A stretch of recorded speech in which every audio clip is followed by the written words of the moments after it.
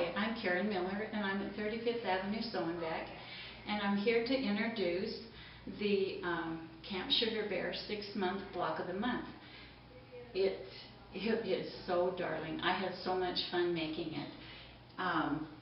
You're able to buy the kit, a full kit, for $189, or you can buy it monthly for $35 a month.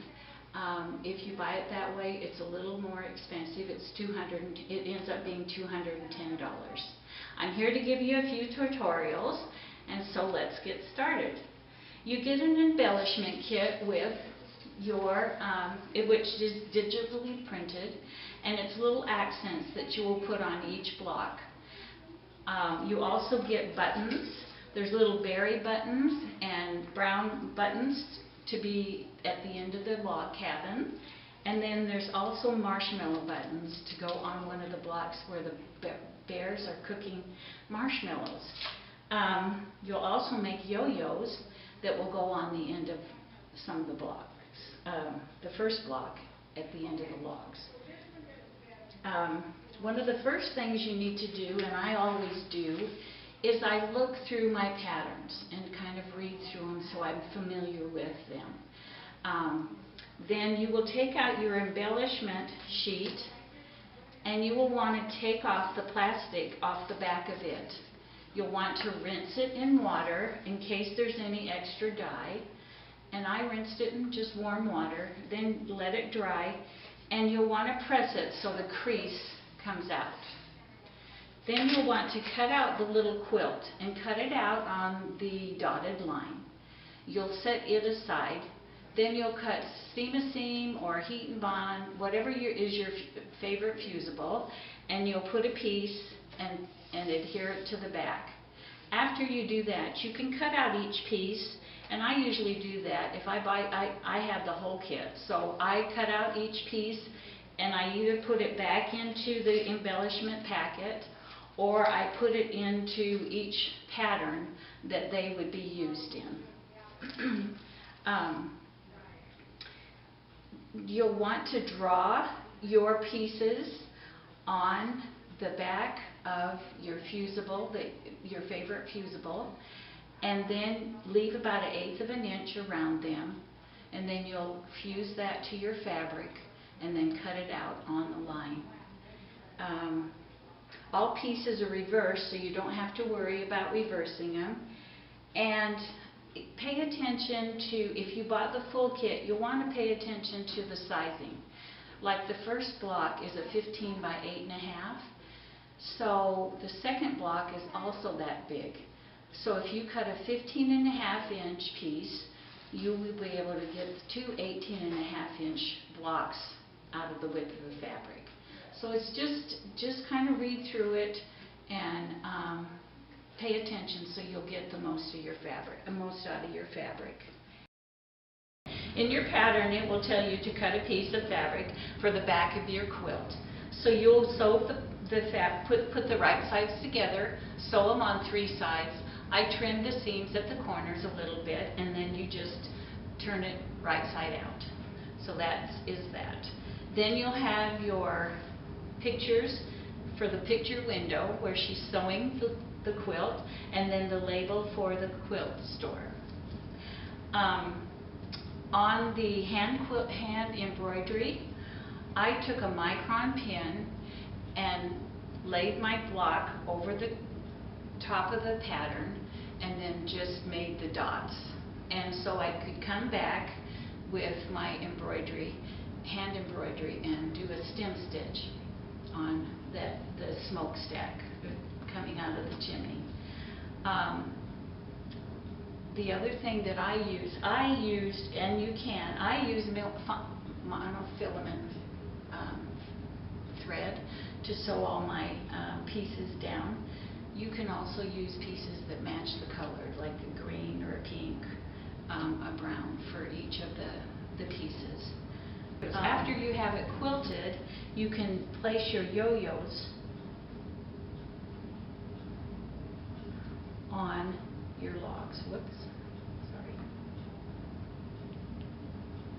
And you have 4 yo-yos on each side. Block 2 has the cute little bear in the honey, trying to get honey out of the hole of the tree. And in the embellishment kit, you get the beehive and the sign. It was pretty straightforward, didn't really have any problems. One thing I didn't mention is that on the back of each of my blocks, I put SF101 fusible or a lightweight fusible interfacing. And the reason I do that is it stabilizes your block, so when you're sewing down all of your pieces, they don't shift, they won't pucker, and it just keeps the integrity of the block more square. Block 3 is this cutest camper ever, isn't it? So the camper has rickrack on it. When I did put the rickrack down, I used Roxanne glue, and I just put a little dot along the rickrack, glued it down, and then after it dried, I sewed over the top of it. The window, I did a decorative stitch to divide the window up. The hand embroidery, I used a micron pin, and I just outlined it, laying it, the block background over the top of the pattern, and then did a stem stitch for the pieces. And I used a green pin for the pine needles on the tree. The embellishments that go with this block are the marshmallow buttons, and they will stick on right on the little sticks, if you can see. Sorry, my hand's in the way. So I sew the buttons and the embellishments like that on after the block or after the quilt has been quilted. It's too hard for a long armor to have to go around things like that. I used monofilament thread again to sew all the pieces down, and the bears are sitting on the little stumps and the fire that comes in your embellishment kit. Block 4 is the berry pie shop, and the embellishments that go with this are little brown buttons that you'll sew on each end of the brown on the log cabin. Then you will have a little embellishment bear picture for the window, and then the sign. Again, I used micron pin to place the pine and the smoke, and then just did a stem stitch, embroidery stem stitch. I used a decorative stitch for the window. And so that is block 3 and 4. They're pretty easy to do. The curves are nice and easy, so when you're doing the embroidery around them, or this blanket stitch around them, it just goes really smooth. We have the little scene where the bear is going to the lake, and as you can see, the bird took her top off. So I thought that was so cute. Anyway, this one back again, the door window, I used a decorative stitch. The hand stitching, I used a micron pin I laid it over the pattern, and then I marked it with a micron pin, and then I went back and stem stitched it with the color. You can change up the colors if you want. I used what was recommended, the browns. Then you have the little signs that come. Is she going to go to Bear Lake, or is she going to go to the swimming hole? The block was pretty easy to do. And once again, remember that you need to leave 1/4 of an inch seam allowance around. This one comes kind of close with the fences, but leave your 1/4 inch seam allowance all the way around it. Also that I use monofilament thread on this one too, and I interfaced the back of the block main fabric. It stabilizes the block as you're doing your embroidery work, machine embroidery work. So that's block 5. Block 6, we have our little bear sleeping in the hammock. And he was pretty easy to do. Once again, I used a micron pin to put the Z's down and then just hand stitched them. So that was pretty easy. Then we get into the finishing kit. The finishing kit, what you're going to be doing is your borders and sashings. And one thing that I found that I do when I get a kit, or if you buy it monthly, you will get in the first month, you will get all the border fabrics. I cut those up. I go into the last pattern, the finishing kit pattern, and I look if there's borders or sashings, and I cut them all out and I set them aside.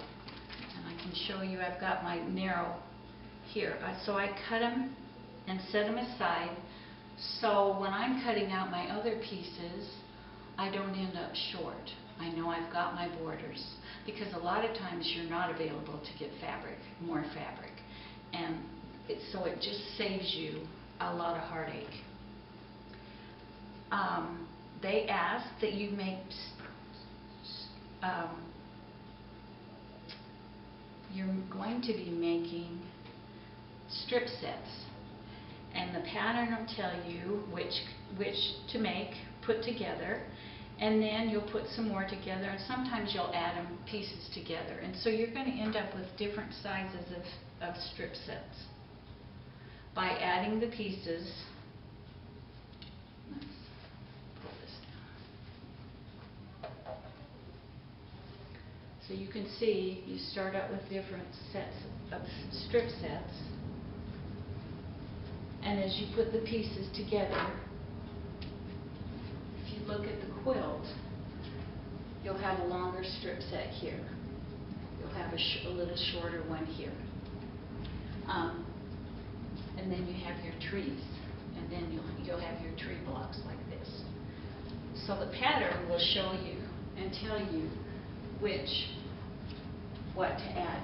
You'll put strip sets on, and then you'll add a tree, and then put a strip set on, and so it's pretty self-explanatory. If you have any questions, you can contact us. I'll have my phone or my email address, or you can contact the store, and I'd be willing to help you in any way I can. It's just been a fun quilt to put together, and pretty easy.